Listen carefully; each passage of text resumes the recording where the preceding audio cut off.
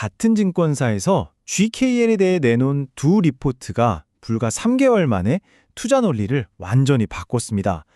9월의 장밋빛 기대가 12월에는 어떤 현실을 마주했는지 오늘 이 두 리포트를 비교 분석하면서 GKL 투자 스토리의 변화와 그 의미를 짚어보겠습니다. 오늘은 먼저 두 리포트의 핵심 내용부터 비교해 볼 거고요. 그 다음 9월의 기대가 12월에 어떻게 바뀌었는지 그 흐름을 따라가 보겠습니다. 이후 숫자로 전망 변화를 확인하고 이 모든 변화에도 왜 투자 의견은 그대로였는지 그리고 투자자로서 우리는 무엇을 봐야 할지 정리해 보겠습니다.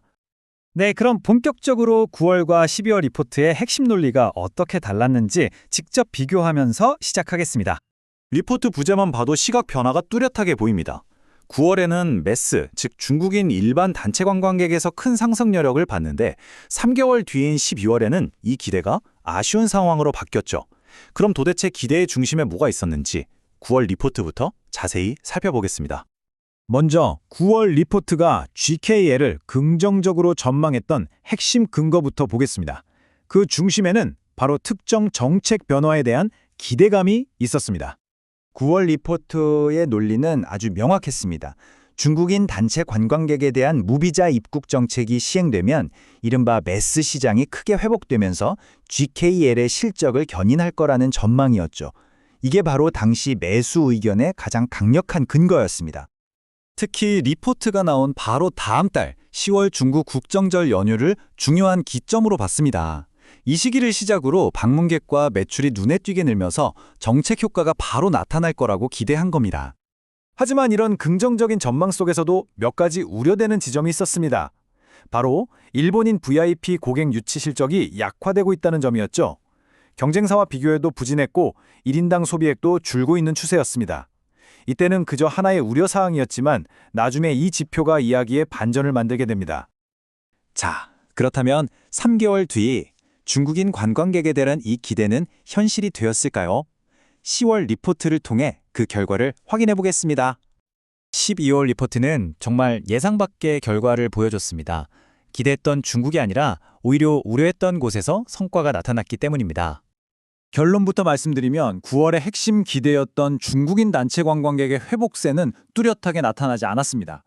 기대했던 정책 효과가 시장에서는 확인되지 않았던 거죠.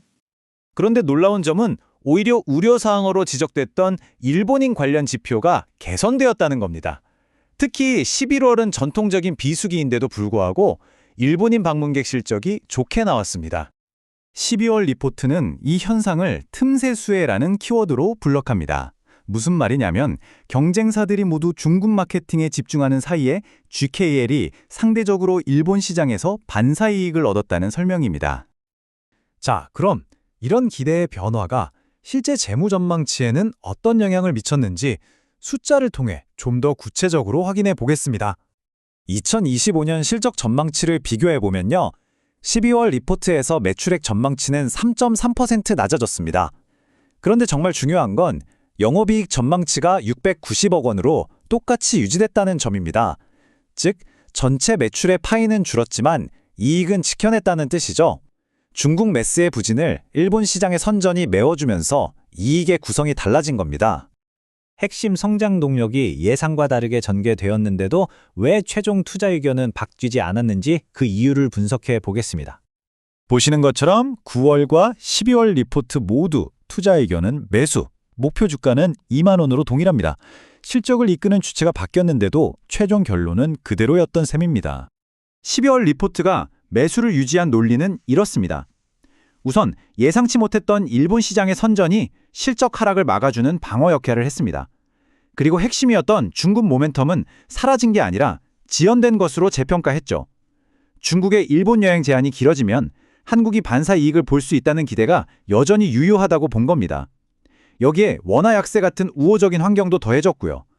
그럼 지금까지의 분석을 바탕으로 투자자 관점에서 GKL의 투자 스토리를 최종적으로 정리해 보겠습니다. GKL의 투자 스토리는 이렇게 세 단계로 요약할 수 있습니다. 처음엔 중국 일반 관광객의 급증을 기대했습니다. 하지만 현실은 중국 회복이 늦어지는 대신 일본 시장이 선전하는 모습으로 나타났죠.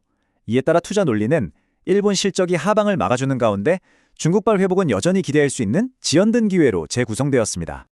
결국 GKL 투자는 앞으로 두 가지 질문에 답하는 과정이 될 겁니다.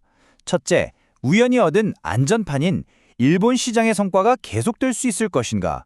그리고 둘째, 지연된 희망이 된 중국 시장은 과연 돌아올 것인가? 투자 스토리가 완전히 바뀐 지금 GKL이 이 새로운 시험을 어떻게 통과할지 지켜볼 필요가 있겠습니다.